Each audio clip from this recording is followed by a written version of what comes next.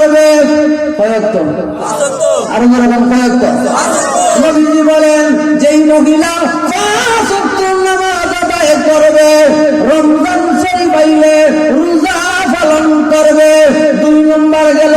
3 নম্বর হইল ওয়া আহসানাতু ফারজাহা, নিজের সতীত্বতা রক্ষা করে পর্দার ভিতরে থাকবে, ওয়া আতাআতু বালাহা, আর স্বামীর কথা মানিয়া চলবে।